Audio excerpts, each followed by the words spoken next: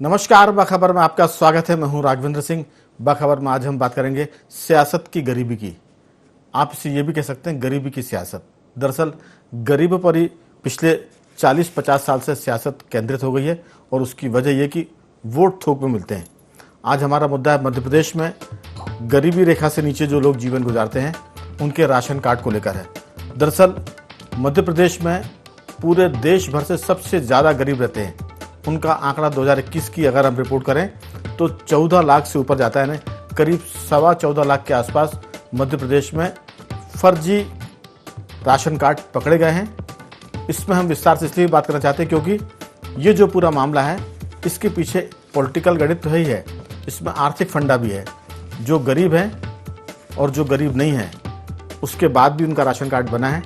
Ration की दुकान से वो सामान खरीदते हैं, गेहूँ चावल, और खुले बाजार में ऊंची दर पर उसको बेच देते हैं।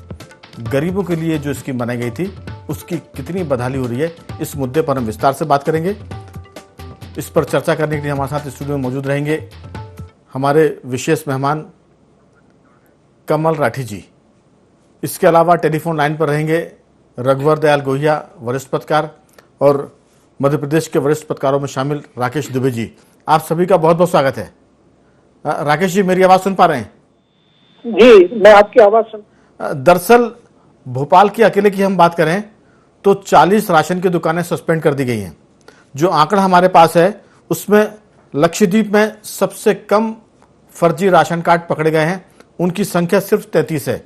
अगर हम आंकड़ों के वर्षों की बात करें तो लक्षद्वीप में 2019 में सिर्फ 6 राशन कार्ड पकड़े गए थे फर्जी, उसके बाद 2020 में 7 और 2021 में 33। लेकिन मध्य प्रदेश में ये आंकड़ा अगर हम सुनेंगे तो चौंकाने वाला है, क्योंकि 2021 में 14,24,115 फर्जी राशन कार्ड पकड़े गए हैं और ये बहुत बड़ा आंकड़ा होता है। राकेश जी, क्या इसके पीछे कोई अलग किस्म का गणित है? फर्जी राशन कार्ड बनाइए और धंधा करिए, लोगों के नाम पर राशन की दुकानों से राशन लीजिए और उसको खुले बाजार में बेच दीजिए। ये किस किस्म की सियासत है, आपकी राय? राघवेंद्र जी, ये आप जो आंकड़ा दे रहे हैं 14,24,115 राशन कार्ड का, ये 2021 का आंकड़ा है जी। 2022 का आंकड़ा कहीं कुछ और ज्यादा है जी, क्योंकि इस दौरान मध्य प्रदेश ने पंचायत और नगर निगम के चुनाव किए हैं। पंचायत का चुनाव हो, नगर निगम का चुनाव हो, विधानसभा का चुनाव हो या संसद का चुनाव हो, राशन की बड़ी भूमिका होती है। सरकार 1 रुपए किलो से लेके फ्री राशन तक देती है और ये राशन कार्ड बनाने का जो खेल है इसी गोरख धंधे का वो है। जिन 40 दुकानों का भोपाल में निलंबन की बात आप कर रहे हैं, जरा उन 40 लोगों के राजनीतिक संप्रभुओं की तरफ नजर डालिए।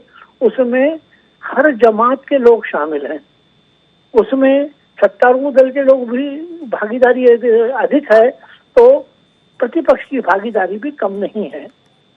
कुल मिलाकर ये सारा गणित वोट बैंक से जाकर जुड़ता है जी। और मध्य प्रदेश में इतने बड़े तादाद में 2021 में जो राशन कार्ड रद्द हुए थे, जरा 2022 का आंकड़ा भी दिखवा लें।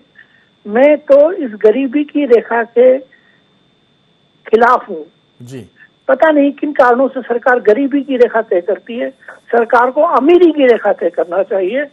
अगर आप अमीरी की रेखा तय कर लेंगे तो ईडी और इनकम टैक्स का काम खत्म हो जाएगा जी। और समाज में जिस समरसता की आप बात करते हैं वो आएगी। दरअसल अगर हम इसकी बात करें पात्रता की, तो इसके लिए 40,000 रुपये सालाना अगर किसी की इनकम है तब वो बीपीएल का राशन बनाने के लिए पात्रता रखता है। अब राकेश जी, 40,000 की आय तो किसी की भी नहीं निकलेगी, क्योंकि जो सरकार ने पैमाने तय कर दिए मजदूरी के भी और सरकारी दर जो तय हुई है उसके हिसाब से भी 40,000 के ऊपर किसी व्यक्ति की आय निकल जाती है। अगर हम 12 महीने 1 साल की बात करें तो 6,000 रुपये अगर आपको कलेक्टर रेट से भी अगर मजदूरी मिलती है तो वो मुझे लगता है कि 40,000 के ऊपर निकल जाएगी। थोड़ा बहुत फर्क पड़ेगा, लेकिन कोई भी आदमी कलेक्टर रेट पर से कम पर काम नहीं करता, इसकी ज़्यादा बात होती है। इसके अलावा जो दूसरे आंकड़े राकेश जी, अगर उनके यहाँ पक्का मकान है, छत पक्की है, तो गरीबी की रेखा में वो नहीं आ सकते, बीपीएल राशन कार्डधारी वो नहीं हो सकते। अगर उनके यहाँ रंगीन टेलीविज़न है, फ्रिज है, तो फिर वो गरीबी की राशन कार्ड का लाभ नहीं ले सकते, क्योंकि वो उसकी पात्रता के बाहर हो जाते हैं। तो पैमाने जो तय किए हैं वो उस हिसाब से तो अभी लाखों में निकले, हो सकता है कि ये संख्या करोड़ों में निकले फर्जी राशन कार्ड की। लेकिन सवाल है कि जो सत्ताधारी दल के लोग हैं उनका तो एक किस्म से ये बेईमानी करने का हक बनता क्योंकि उनकी सरकार है, लेकिन प्रतिपक्ष वाले भी कम नहीं क्योंकि कल उनकी सरकार थी। तो दोनों मिलजुल कर ये काम कर रहे हैं। मैं लौटूंगा आपके पास क्योंकि ये जो मामला है प्रति माह 10 से 20 किलो राशन प्रति यूनिट देने की बात होती है। उसमें यह कि 3 रुपए किलो चावल, 2 रुपए किलो गेहूं, और आपने कहा कि जो पिछले कोरोना काल की बात करें तो उसमें 80 करोड़ के आसपास लोगों को फ्री राशन कार्ड अभी भी दिया जा रहा है। तो ये सरकार का बड़ा आंकड़ा है। बहुत बड़ी राशन की जो चीजें हैं, गेहूं है, सरकार के मुफ्त में खर्च हो रहे हैं। मैं इस पर भी विस्तार से बात करेंगे। रघुवर जी, आपका बहुत बहुत स्वागत है। जी धन्यवाद। आपका संपर्क राजधानी से लेकर कस्बों और गांव तक है। गांव में किस किस्म की राजनीति होती है? राकेश जी ने उसका उल्लेख किया कि अभी हाल ही में ग्राम पंचायत के चुनाव हुए हैं, नगरीय निकाय के चुनाव हुए, और उन चुनावों में यह बड़ा मुद्दा होता है कि राशन कार्ड बनवा देंगे तो हम आपको वोट दे देंगे।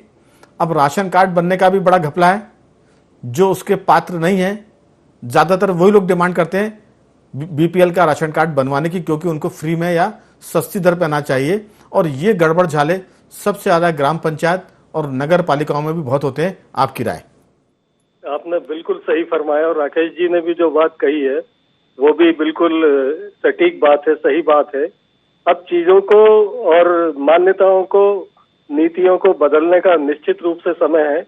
उन्होंने एक बहुत बड़ी बात कह दी है कि अब अगर अमीरी की सीमा रेखा तय होती है तो उसका कहीं असर पड़ेगा, क्योंकि गरीबी रेखा से जुड़ा हुआ मामला जो है जी, और बीपीएल कार्ड हो या आप देख लिए प्रधानमंत्री आवास योजना हो या मिड डे मील योजनाएं हो, ये सब भ्रष्टाचार की भेंट में चढ़ी हुई हैं।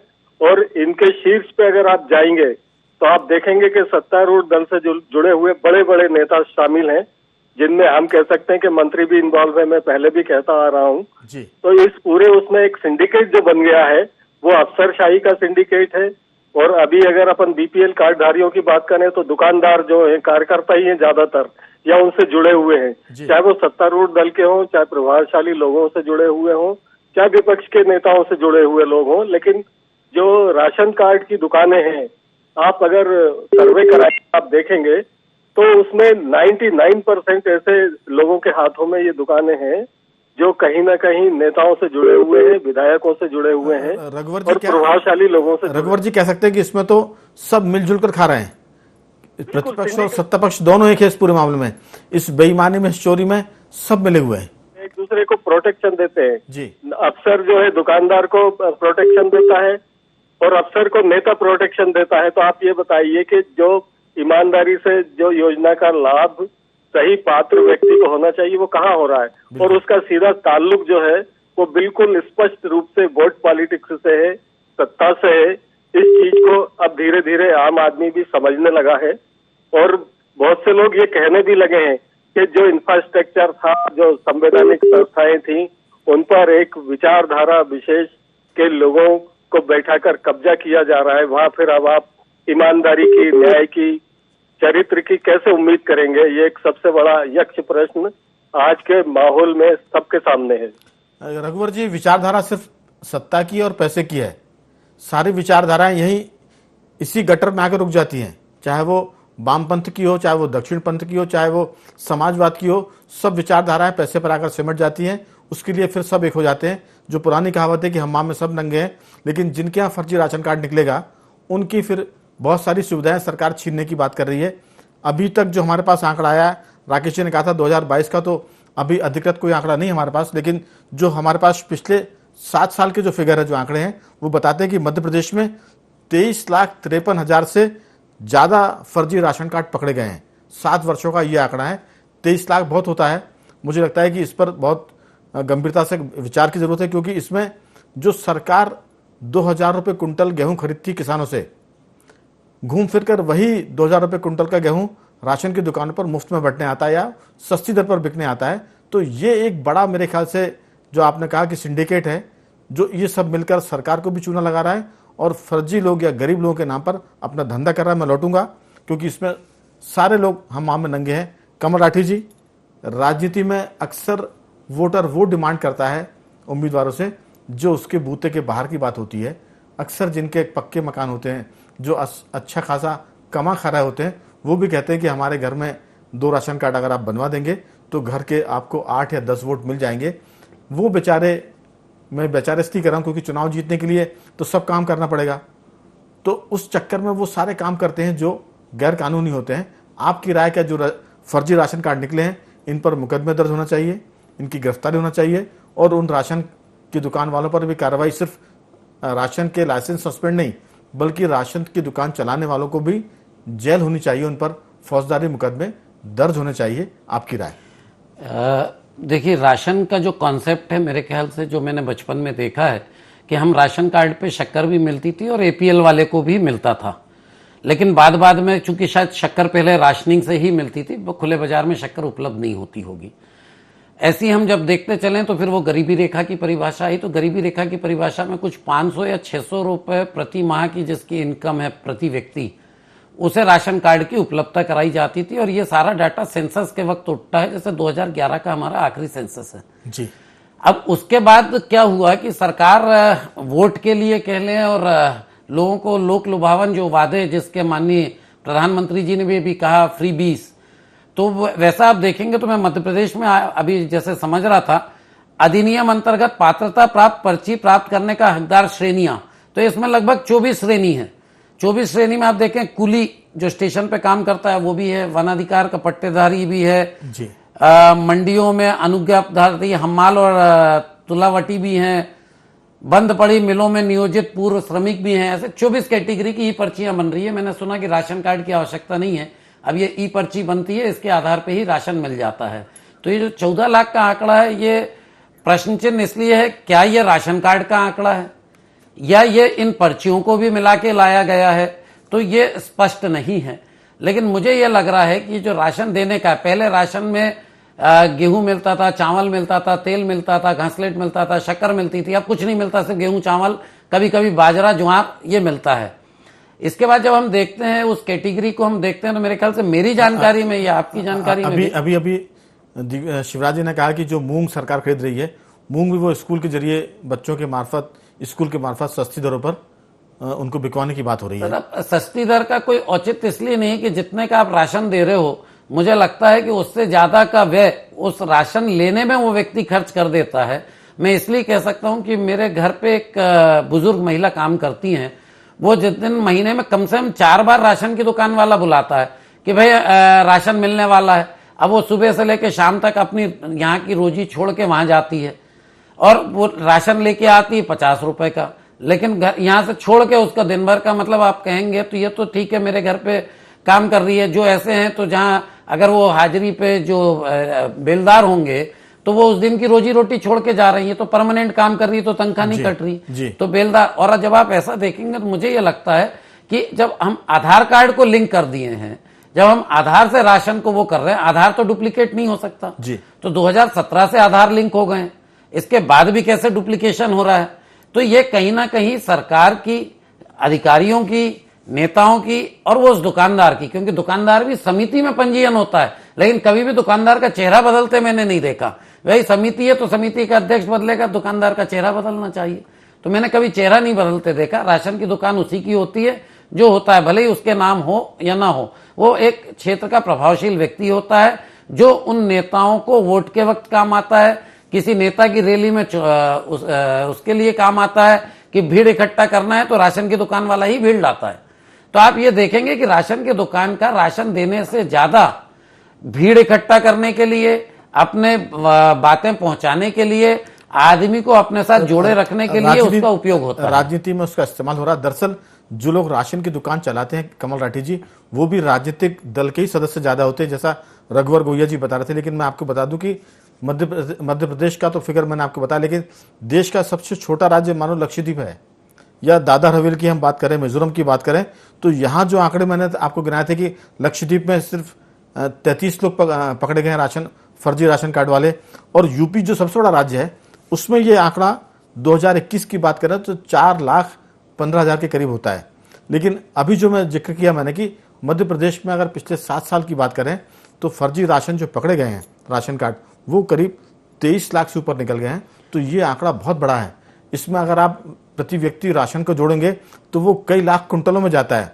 तो कई लाख कुंटल जो आपने फर्जी राशन कार्ड के जरिए गेहूं और चावल को दे दिया है, बाजार में वो ऊंची दरों पर बिके हैं, तो सरकार को कितना घाटा है? मैं लौटूंगा आपके पास, क्योंकि ये एक अलग किस्म का गणित है। सरकार, राकेश जी, सरकार 2000 रुपये कुंटल में गेहूं खरीदती है, उसके बाद वो भाड़ा लगकर गोदाम में जमा होता है, फिर गोदाम से वो राशन की दुकान तक जाता है, और राशन की दुकान पर तक जब वो पहुंचता है उसकी लागत लगभग 3000 रुपये कुंटल सरकार को पड़ती है।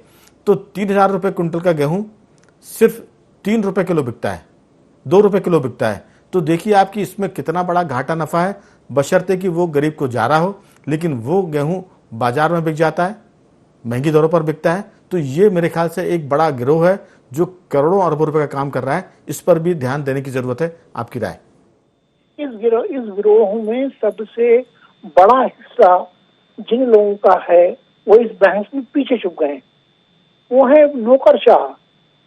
मैं खुद जानता हूँ, भोपाल के 5 इलाके, 74 बंगले और 4 इमली में रहने वाले सेवानिवृत्त और वर्तमान नौकरशाहों के आगे के यहाँ लोग राशन कार्ड पर नौकरी कर रहे हैं।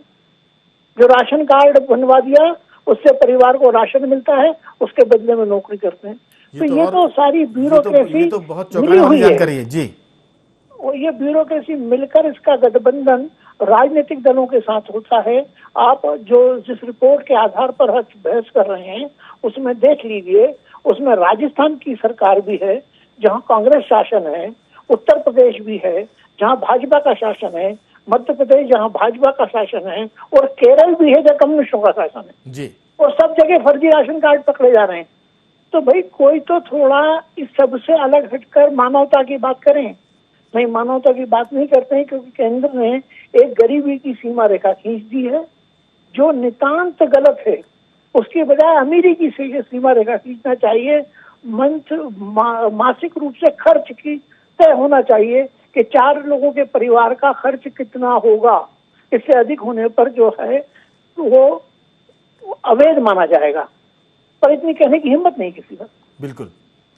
लेकिन जहाँ आप बात कर रहे हैं कि राजस्थान, चाहे महाराष्ट्र हो, राजस्थान हो, या आप गोवा की बात करें, केरल की आप बात करें, तो हमने शुरुआत में कहा कि इस हमाम में सब नंगे हैं। कोई बीजेपी कांग्रेस नहीं, कोई दक्षिण और वामपंथ नहीं, सारे लोग इस पूरे गोरख धंधे में शामिल हैं। और ये छोटा मोटा मसला नहीं है। अगर इसमें जांच की जाएगी तो बहुत बड़े पैमाने पर व्यापारी, राजनेता, नौकरशाह आपने कहा, वो सब निकलेंगे, क्योंकि उनका आपस में गठबंधन है। हमारे पास ये भी जानकारी है कि जो व्यापारी हैं बड़े, जिनकी लाखों रुपए की आमदनी साल की, उन तक के राशन कार्ड बने हुए हैं और वो बाकायदा वो राशन लेते भी हैं। अगर इस पर कानूनी कार्रवाई होती है और लोगों को सलाखों के पीछे पहुंचाया जाता है, जिनके राशन कार्ड फर्जी हैं वो भी, और बनाने वाले भी, और फर्जी राशन कार्ड पर अन्न का भुगतान करने वाले भी, राशन का भुगतान करने वाले भी, तो मुझे लगता है कि इसमें समग्रता की जरूरत है। एक साथ सभी पर कार्रवाई हो तब ये मेरे ख्याल से चोरी रुकेगी। महत्वपूर्ण मुद्दा है। रघुवर जी, इस पूरे मसले पर आपने राकेश जी को सुना, अब आपकी क्या राय कि क्या ये मामला सिर्फ फर्जी राशन कार्ड पकड़ने तक सीमित है या इस पर कार्रवाई और आगे बढ़नी चाहिए? देखिए, ये वही बात हो गई कि तालाब में छोटी मछली का आपने जो है उसको कवर कर लिया, छोटी मछली का शिकार कर लिया है। बड़ी मछलियां और मगरमच्छ जो अफसर हैं, जो टॉप मोस्ट लीडर हैं जी, उनका क्या? 40 दुकानें सस्पेंड कर दी गई भोपाल में, लेकिन उन दुकानों पे क्या जांच होती थी? उनका भौतिक सत्यापन होता था? वहाँ राशन कार्ड कितने थे? और जिन लोगों ने, जो जिम्मेदार अधिकारी हैं, खाद्य निरीक्षक हैं या खाद्य अधिकारी हैं, उनका क्या? उन पर क्या कार्रवाई हुई? तो ये एक सबसे बड़ी बात है कि जब तक आप जिम्मेदार अधिकारी, जिम्मेदार नेता पर भी इस तरह से लगाम नहीं कसेंगे, कार्रवाई नहीं करेंगे, तब तक आप कैसे उम्मीद कर सकते हैं कि ये भ्रष्टाचार की जो गंगा है। रघुवर जी, जब सब हर चीज आपके बैंक अकाउंट, आपकी चीजों को आधार कार्ड से लिंक कर दिया गया है, तो फिर चीजें मुझे लगता है कि फिल्टर करना आसान होगा। जिनकी इनकम आय, जो इनकम सर्टिफिकेट है, उसमें अगर वो 60,000 80,000 की इनकम बता रहा है, तो जैसे ही वो 60,000 80,000 की इनकम का बनता सर्टिफिकेट, वैसे ही वो व्यक्ति बीपीएल कार्ड से बाहर हो जाता है, क्योंकि इसमें जो अधिकतम सीमा है वो 40,000 रुपए साल की है आय। जिनकी इनकम अगर 40,000 रुपये साल से कम है या 40,000 रुपये साल तक है वो इसके पात्र हैं, इससे ऊपर का व्यक्ति तो इसके पात्र नहीं है। तो आपकी सारी चीज़ें तो आधार कार्ड में हैं, वो जैसे लिंक होता है तो ऑटोमेटिकली वो सारे कार्ड निरस्त होने चाहिए जो फर्जी आधार पर बनाए गए हैं। इस पर क्या राय है आपकी? मैं वही कह रहा हूँ कि आधार कार्ड से जो लिंक है राशन कार्ड या दूसरी चीजें, प्रश्न वो है सामने के जिनने कार्ड बनाए हैं या जो इन तमाम तरह की योजनाओं को सिस्टम को लागू कर रहे हैं वो क्या दोषी नहीं है? हाँ, वही बात हो रही है कि इन तो सब उन पर क्या कार्रवाई, उन पर कार्रवाई होनी एक साथ चाहिए। जब कार्रवाई होगी ये तब सबसे बड़ा सवाल। जी। तो मैं यही चाहता हूँ, क्योंकि अब हम मुख्यमंत्री जी के जिले को बिलोंग करते हैं जी, और मुझे कहने में ये कोई संकोच नहीं है कि सीहोर जिले में तमाम योजनाएं जो हैं मध्य प्रदेश शासन की हो या केंद्र शासन की हो वो लागू हैं, वो चल रही हैं, लेकिन ज्यादातर योजनाएं भ्रष्टाचार की भेंट चढ़ी हुई हैं और उसको रोकने का अभी तक जो एक विल पावर होनी चाहिए या जो दृढ़ इच्छा शक्ति होनी चाहिए हमारे बड़े शीर्षस्थ जो जिम्मेदार नेता हैं जो शासन कर रहे हैं उनकी, वो विल पावर की कहीं ना कहीं कमी है। आप जहां भी छापे मार रहे हैं आप देखिए कि अधिकारी या कर्मचारी है उसके पास से आय से अधिक पैसा मिलता है। तो ये तो हर जगह है, आप जहां भी छापा डलवाएंगे वहां आपको इसी तरह की चीजें देखने को मिलेंगी। लेकिन वो कहाँ से आ रहा है, कैसे रोका जाए उसे, वो उसको लेके सिस्टम क्या कर रहा है, उसको लेके क्या हो रहा है, शासन सरकार क्या कर रही है, उस पर भी तो चिंतन मनन होनी चाहिए। बिल्कुल। भ्रष्टाचार हर जगह व्याप्त हो गया, ये आप भी जानते, बिना पैसे के लेन देन के कहीं कोई भी काम नहीं हो रहा है। आप इसकी कल्पना छोड़ दीजिए, लेकिन इसे रोकने के लिए तो दृढ़ इच्छा शक्ति की आवश्यकता। रघुवर जी, दरअसल मध्य प्रदेश पहले बीमारू राज्य कहा जाता था, अब वो बीमारू राज्य से विकासशील राज्य की तरफ बढ़ गया है। लेकिन राज्य विकासशील हो रहा है और मध्य प्रदेश में गरीबों की संख्या हर साल बढ़ती जा रही है। तो ये क्या किस किस्म का विकास है कि विकास भी हो रहा है और गरीब भी बढ़ रहे हैं? तो ये कंट्रास्ट चीज है, विरोधाभासी चीज है, समय की कमी है। इस मुद्दे पर कभी और विस्तार से बात करेंगे। राठी जी, आपकी इस पर अंतिम प्रतिक्रिया कि आखिर ये जो सारा मसला है ये कहाँ जाकर रुकेगा? जो राकेश जी और रघुवर जी ने सवाल उठाए कि राज्य सरकारों को इस पर काम करने की जरूरत है, लेकिन केंद्र भी इस पर नजर रखे क्योंकि केंद्र सरकार से ही राशन मिलता है। जी देखिए, इसमें दो चीज, अभी राशन की बात कर रहे हैं अपन, आयुष्मान कार्ड का भी घपला कुछ दिन पहले अखबारों में छपा था। तो आयुष्मान कार्ड भी गरीबी रेखा वाले का ही बनता है। तो सबसे पहले तो इसमें सरकार को सुझाव ये है कि गरीबी रेखा की जो परिभाषा है उसको वो ठीक करे, क्योंकि सबको मालूम है कि उस जो इनकम का दायरा उनने बताया उस दायरे में कोई रह ही नहीं सकता। जब गाड़ी है, टीवी है, आजकल हर बस्ती में आपको मिलेगा। तो गरीबी रेखा की परिभाषा को हमें बदलने की आवश्यकता है। दूसरा, इनको सही ढंग से आधार से लिंक होकर डायरेक्ट बेनिफिट ट्रांसफर, जो आप डायरेक्ट ट्रांसफर उनके अकाउंट में करिए। आप गेहूं चावल मत दीजिए, उसे जो लेना हो वो खरीदेगा। 1 रुपए का गेहूं खाना हो या 100 रुपए का गेहूं खाना है, आपको तो देना है उसको। अगर 500 रुपए महीना, तो उसको आप 500 रुपए महीना उसके खाते में ट्रांसफर कर दो। आप उसे खरीदने दीजिए, राशन की दुकान बंद करिए। तो अपने आप देखिए कि भ्रष्टाचार 80% 60% कम हो जाएगा, क्योंकि वो उस पैसे से जो उसे करना है या अन्य उपयोग करना है वो करता रहेगा। यानी राशन के बदले उसको रकम दे दी जाए, कैश दे दिया जाए, जिसके खाते में ट्रांसफर हो जाए। तो ये एक मेरे ख्याल से, जैसे गैस की सब्सिडी आपने ट्रांसफर हो रही थी तो जो डीलर होता था उसका उसमें घाटा हुआ, तो आप सरकार को बचत हुई।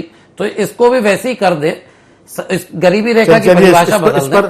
दोनों साथियों की राय थे। राकेश जी, समय खत्म हो गया है, लेकिन जो कमल राठी बता रहे हैं कि बजाय राशन देने के सरकार राशन कार्ड धारी उनके अकाउंट में सीधा पैसा दे दे जो राशन का बनता है, क्या ये संभव है या होना चाहिए? एक दो वाक्य में आपकी राय। गरीबी की रेखा तय हो के बजाय अमीरी की रेखा तय हो। जब अकाउंट में पैसा जाएगा तो अमीरी की रेखा में सब आ जाएंगे। मैं बिल्कुल कमल राठी जी की बात से सहमत हूँ। अकाउंट में पैसा जाना चाहिए, उससे गरीबी की रेखा की बजाय अमीरी की रेखा तय हो जाएगी। और राशन की दुकानों का जो गोरख धंधा वो खत्म हो जाएगा, क्योंकि सबसे बड़ी गड़बड़ी तो वहीं से शुरू होती है। रघुवर जी, आपकी इसमें क्या राय? मेरा तो ये कहना है कि जो गरीबी रेखा की बात हम कर रहे हैं जी, उस गरीबी रेखा के बारे में तो ये सरकारों को विचार करना चाहिए, सोचना चाहिए कि भाई जो गरीब है आपने उसकी जो परिभाषा दी उस परिभाषा से उसे कैसे आप निकालें, वो तो उसे रोजगार के साधन। रघुवर जी, क्या सीधा पैसा खाते में जमा करना चाहिए बजाय राशन देने के? राशन में जो पैसा बनता है उतना पैसा उस संबंधित व्यक्ति के अकाउंट में सीधा आप ट्रांसफर कर दीजिए, ये ठीक रहेगा या राशन की दुकान से राशन मिलना ठीक है? राशन मिलना अभी इसलिए ठीक है कि अभी जो बात हुई है अभी कि वो एक बुजुर्ग महिला है, वो जाती हैं राशन लेके आती हैं। ग्रामीण अंचलों में ये बहुत वैसी स्थिति है कि बहुत से लोगों के अकाउंट ही नहीं है। आप बिल्कुल रघुवर जी, जल्दी से बात खत्म करें, आप समय पूरा हो गया है।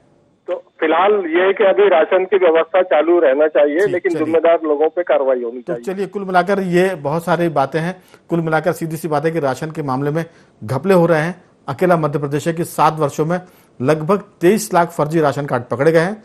अगर 2021 की बात करें तो एक साल में 14 लाख बड़ा आंकड़ा है, बड़ा घोटाला है। उम्मीद करते हैं कि सरकार इस पर विचार करेगी और जो लोग ये अपराध कर रहे हैं, वो चाहे राशन की दुकान वाले हों, चाहे राशन अपात्र लोगों के बनाने वाले हों, उनको जेल की हवा जब तक नहीं खिलाएंगे तब तक ये गोरख धंधा बंद नहीं होगा। इसमें प्रधानमंत्री को भी ध्यान देने की जरूरत है। बाखबर में आज सिर्फ इतना ही। कल किसी और मुद्दे पर आपसे बातें करेंगे, तब तक बने रहिए हमारे साथ और देखते रहिए IND24।